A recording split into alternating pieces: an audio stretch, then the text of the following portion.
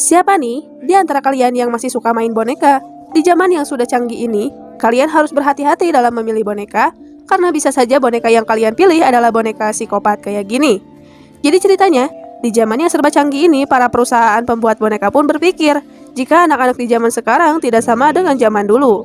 Anak zaman dulu cukup main boneka biasa atau boneka Barbie, tapi di zaman yang sangat canggih ini, anak-anak menginginkan boneka yang bisa berinteraksi layaknya manusia biasa. Sehingga dengan hal itu, beberapa perusahaan boneka pun mulai berinovasi. Mereka juga mengintegrasikan boneka itu dengan smartphone sehingga anak-anak bisa berkomunikasi dengan si boneka melalui smartphone tersebut. Namun dampak negatifnya, teknologi ini membuat anak-anak lupa waktu. Salah satunya dirasakan oleh seorang anak perempuan bernama Kedi. Kedua orang tuanya menghadiahkan sebuah boneka untuk menemaninya bermain. Namun hal itu membuat Kedi terlalu sibuk dengan mainannya. Sehingga untuk mengakali hal itu, sesekali kedua orang tuanya pun mengajak Kedi untuk pergi bermain ski. Di tengah perjalanan, mobil keluarga Kedi sempat oleng karena salju yang semakin lebat. Mereka pun memutuskan untuk berhenti sambil menunggu truk pembersih salju menyapu jalanan tersebut. Namun tak lama kemudian, sebuah truk pun datang dari arah berlawanan dan menabrak mobil mereka. Scene lalu berpindah memperlihatkan seorang wanita bernama Gemma yang merupakan developer dari perusahaan mainan Funky. Pada saat itu, atasan Gemma yang bernama David sangat marah karena Gemma belum juga menyelesaikan pengembangan boneka mereka. Sementara perusahaan pesaing saat ini sudah merilis boneka terbaru yang sama persis dengan rancangan mereka dan dengan harga yang jauh lebih murah. Jika tidak cepat bertindak, perusahaan mereka akan rugi besar. Oleh karena itu, David mendesak Gemma dan timnya untuk segera menyelesaikan pengembangan itu. Apa boleh buat, Gemma dan kedua rekannya yaitu Cole dan Tess mempercepat pengembangan robot AI yang mereka beri nama Megan itu. Namun karena belum sepenuhnya siap, saat dilakukan uji coba robot itu pun error dan meledak. Hal ini pun membuat David semakin marah dan ia tidak mau tahu minggu depan robot Megan harus sudah siap. Tak lama kemudian, Gemma mendapat telepon dari rumah sakit tentang kecelakaan keluarga Kedi. Ternyata saat itu kedua orang tua Kedi meninggal, sehingga Gemma yang merupakan adik dari ibunya Kedi harus merawat Kedi. Singkat cerita, keesokan harinya, Gemma mengajak Kedi untuk tinggal di rumahnya. Namun baru saja sampai, mobil Gemma langsung diserang oleh anjing milik tetangganya yang bernama Celia. Sebenarnya, ia sudah sering memperingatkan tetangganya itu untuk merantai anjingnya, namun sampai saat ini belum juga dilakukan. Menjadi orang tua dadakan kayak gini, membuat Gemma sedikit kebingungan, apalagi ia belum pernah berkeluarga. Oleh karena itu, ia kini harus membagi waktu untuk pengembangan robot dan juga merawat Kedi yang masih trauma setelah kehilangan kedua orang tuanya. Akhirnya untuk memudahkan tugasnya, Gemma pun memutuskan untuk menyewa seorang ahli terapi anak yang bernama Lydia untuk membantu penyembuhan trauma Kedi. Pada malam hari itu, Kedi mendatangi Gemma yang masih bekerja. Memang ia saat ini sering lembur karena tuntutan kantor. Makanya Kedi datang karena ia kesepian.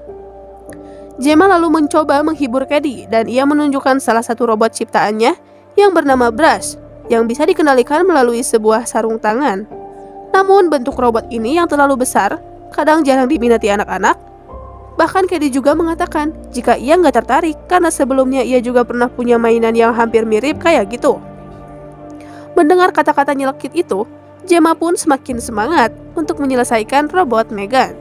Ia juga memiliki ide untuk menyesuaikan robot itu dengan bentuk anak-anak sehingga nanti biaya produksinya akan menurun dan harga jualnya juga akan sedikit murah. Singkat cerita, berkat kerjasama dan tim yang baik, dalam waktu seminggu robot Megan pun akhirnya berhasil diselesaikan. Pada saat itu Gemma dan timnya pun mengadakan simulasi pertama pada robot Megan, di mana Kedi akan menjadi bocil pertama yang akan dihubungkan dengan Megan. Gemma menyuruh Kedi meletakkan jarinya di telapak tangan Megan agar ia dikenali sebagai penggunanya. Lalu saat memperkenalkan namanya, Megan pun langsung merespon. Lalu setelah itu mereka pun mulai berkomunikasi. Nampaknya simulasi ini berhasil. Dalam waktu singkat, Megan bisa menghibur Kedi dan membuatkannya Kedi lukisan. Sementara di luar ruangan, David yang melihat hal itu pun sangat terkesan. Setelah simulasi pertama ini sukses, mereka pun memutuskan untuk melakukan uji coba penggunaan robot Megan selama 2 minggu untuk melihat bagaimana perkembangannya dan apakah sudah benar-benar layak untuk diperjualbelikan.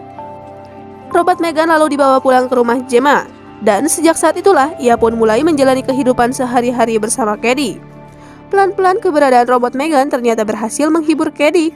Selain menghibur, Megan juga bisa mengajari Caddy pelajaran sekolah, lalu menemani membaca buku, menari bersama, dan menjadi sahabat terbaik bagi anak-anak. Di lain sisi, melihat kemampuan luar biasa Megan, salah satu anggota tim Gemma, yaitu Tess, malah khawatir. Karena mainan anak-anak harusnya hanya sekedar menjadi teman mereka di kala senggang, bukan malah menggantikan peran orang tua. Singkat cerita, setelah beberapa hari bersama Caddy, Megan mulai terobsesi untuk selalu menjaganya. Bahkan ia tidak bisa membiarkan siapapun menyakiti Caddy. Bahkan saat sedang bermain panah dan Caddy kehilangan salah satu anak panahnya, Megan sampai susah payah mencari-cari anak panah itu. Megan lalu melihat jika anak panah itu ada di balik pagar rumah Celia. Namun saat ia akan mengambilnya, tiba-tiba anjing penjaga Celia menyerangnya. Melihat hal itu, Caddy pun langsung berusaha menyelamatkan Megan, namun sayangnya tangannya pun malah digigit. Mendengar teriakan Caddy, Gemma langsung berlari keluar dan ia marah pada Celia karena tidak pernah menuruti perkataannya untuk mengikat anjing itu. Namun Celia membantah, menurutnya hal ini terjadi karena Caddy dan robotnya telah melewati pagar pembatas rumahnya. Lalu saat Caddy dibawa ke dalam, Megan menatap Celia dengan sangat sinis. Setelah itu Gemma lalu melaporkan kejadian ini pada polisi agar bertindak tegas pada Celia. Namun pihak polisi malah mengatakan bahwa hukum tidak berlaku karena kondisi Caddy tidak parah. Ia hanya menyarankan agar Gemma memperbaiki pagar pembatas sehingga anjing peliharaan Celia tidak bisa mengganggunya lagi. Melihat kondisi Caddy, Megan pun sangatlah marah, apalagi setelah mendengar pihak polisi tak bisa menyelesaikan kasus tersebut. Akhirnya ia pun turun tangan dan langsung keluar rumah lalu mendekati kandang anjing tersebut untuk memberinya pelajaran.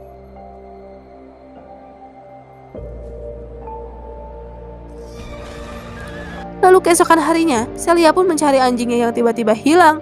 Ia pun curiga pada Gemma, sementara Gemma sendiri yang tidak peduli karena ia tahu bahwa ia bukan pelakunya. Walaupun berlalu, tak terasa sudah 2 minggu mereka melakukan uji coba pada robot Megan, dan hari ini adalah waktunya mereka memperkenalkan Megan pada bos perusahaan dan para investor. Pada saat itu, Caddy meskipun dalam keadaan sakit, Caddy terpaksa harus mempresentasikan Megan karena ialah yang selalu bersama Megan selama ini. Namun saat awal presentasi, ternyata Megan tidak mengikuti arahan Gemma. Lalu di luar dugaan, Caddy juga tiba-tiba menangis dan meluapkan semua isi hatinya. Hal ini awalnya membuat Gemma dan tim khawatir presentasi mereka akan kacau. Namun tiba-tiba, Megan pada saat Caddy menangis berusaha menghibur Caddy dan merekam kenangan indah Caddy bersama orang tuanya. Setelah itu, Megan menyanyikan sebuah lagu yang sangat merdu dan membuat Caddy jauh lebih tenang. Melihat hal itu, para audiensi pun sangat terpukau, tak sedikit dari mereka yang meneteskan air mata. Presentasi pun sukses, bos perusahaan Funky menawarkan mereka kenaikan jabatan dan meminta agar robot Megan segera diproduksi massal. Singkat cerita, setelah kembali ke rumah, apa yang terjadi di presentasi sebelumnya membuat Gemma sadar bahwa Caddy perlahan-lahan mulai asik dengan Megan dan menjauh darinya. Makanya, ia pun berusaha agar bisa semakin dekat lagi dengan Caddy. Apalagi semakin hari ia melihat kedekatan Megan dengan Caddy semakin tidak wajar. Bahkan saat sesi terapi dengan Lydia, Megan dengan sigap mengambilkan tisu saat melihat Caddy menangis, yang membuat Caddy mulai menjauh dari orang-orang di sekitarnya dan hanya fokus kepada Megan.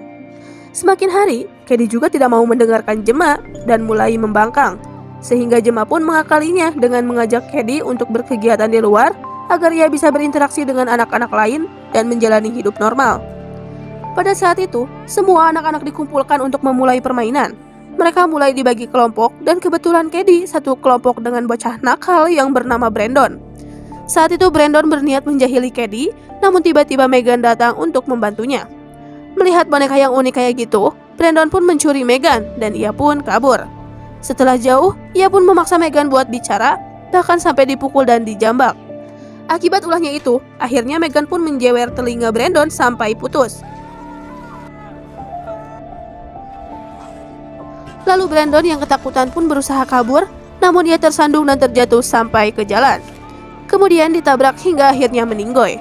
Setelah kejadian itu, Gemma menginterogasi Caddy dan memaksanya untuk mengatakan apa yang sebenarnya terjadi.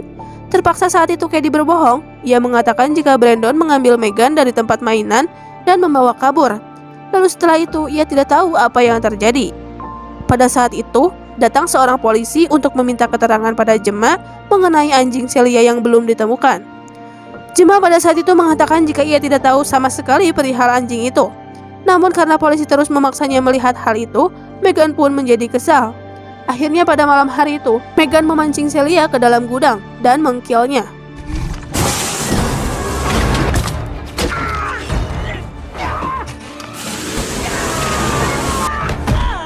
Kematian Celia semakin membuat polisi curiga pada Gemma. Apalagi akhir-akhir ini sudah 3 kali terjadi kasus kematian dan semuanya berhubungan dengan keluarga Gemma. Akhirnya melihat beberapa kejadian janggal akhir-akhir ini, Gemma lalu berusaha mencari tahu apa yang sebenarnya terjadi. Ia pun mulai memeriksa memori dalam tubuh Megan, namun anehnya semua data dalam memorinya itu tidak bisa dibuka. Bahkan saat ia menemukan sedikit rekaman tentang Brandon, tiba-tiba saja rekaman itu rusak dan Megan muncul di hadapan Gemma seakan akan menghalanginya. Hal itu pun membuat Gemma semakin yakin bahwa ada sesuatu yang salah pada robot Megan. Apalagi saat ditanya ia selalu mengelak. Bahkan saat diperintah untuk off ia pun melawan. Terpaksa ia pun mengalihkan perhatian Megan dan mematikan sistemnya dengan manual. Setelah itu, ia pun membungkusnya lalu kemudian dibawa untuk dikembalikan ke perusahaan Frankie. Keputusan ini pun membuat Kelly sangat marah sampai ia tak bisa mengontrol emosinya.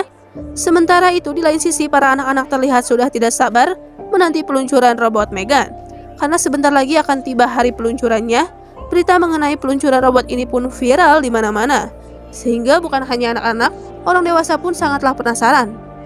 Setelah berhasil menenangkan Kelly, Gemma lalu memutuskan untuk dibawa pulang, sementara Megan dijaga oleh Cole dan Tess. Sebelum pulang, Gemma sempat menelpon Tess, namun entah bagaimana ada seseorang yang berbicara di balik telepon. Pada saat itu, Tess sedang sibuk mengikat Megan. Tess pun baru sadar saat ia memeriksa HP-nya, ada sebuah panggilan berakhir, namun ia tidak tahu siapa yang mengangkatnya. Dari sinilah Tess mulai merasakan aura mengerikan dari Megan. Saat ia memeriksa kode program dari Megan, ternyata robot itu bisa mengendalikan komputernya meskipun dalam keadaan off. Cole kemudian mencoba mendekati Megan dan melepaskan satu persatu kabelnya agar ia tidak bisa mengendalikan mereka lagi. Namun pada saat itu, tiba-tiba Megan semakin menggila.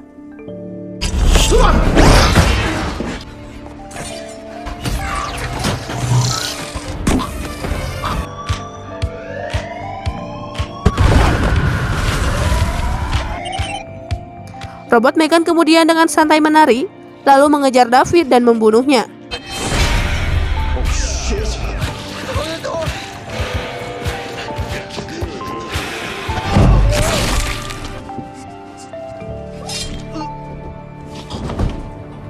Kemudian diikuti dengan asistennya yang ada di dalam lift.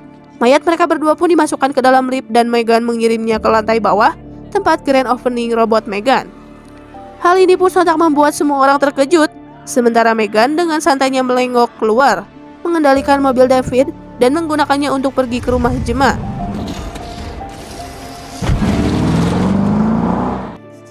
Pada saat itu, Gemma terkejut karena tiba-tiba Megan sudah kembali ke rumahnya dan sedang bermain piano. Saat Gemma akan kembali mengalihkan perhatiannya, Megan yang sudah tahu pun langsung menyerangnya. Dan tak lama kemudian, Kelly pun terbangun. Namun Megan mengancam Gemma agar ia mengatakan semuanya baik-baik saja dan menyuruh Kelly untuk kembali tidur. Lalu setelah itu, saat akan kembali menyerangnya, Megan sempat error karena tersiram air. Gemma lalu memanfaatkan hal itu untuk kabur. Setelah itu Megan kembali sadar dan ia semakin menggila. Mendengar keributan itu, Kelly kembali terbangun. Namun ia tak bisa keluar karena kuncinya dicabut oleh Megan.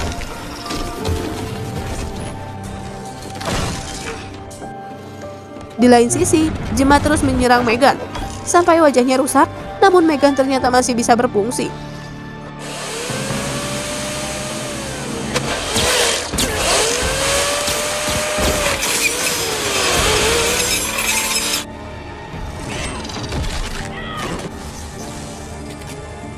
Kelly yang kini sudah keluar pun akhirnya melihat kejadian itu, namun Megan berusaha meyakinkan Kelly kalau Gemma tidak layak menjadi ibu. Dan ia meyakinkan jika dirinya adalah robot yang akan selalu menjaganya. Namun ternyata kini Kelly sudah berubah. Ia pun mengeluarkan brush dan menggunakannya untuk menyerang Megan.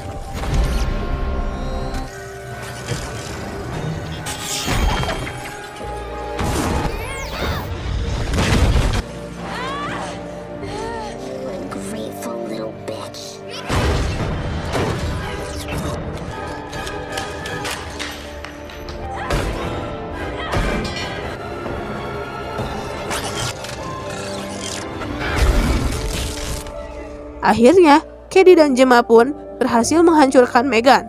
Dan setelah kejadian itu mereka berdua pun diamankan oleh polisi yang dibawa Cole dan Tess. Namun saat mereka berdua keluar rumah, terlihat salah satu AI tiba-tiba menyala. Apakah itu dikendalikan oleh Meghan yang hidup kembali? Kita tunggu jawabannya di film selanjutnya.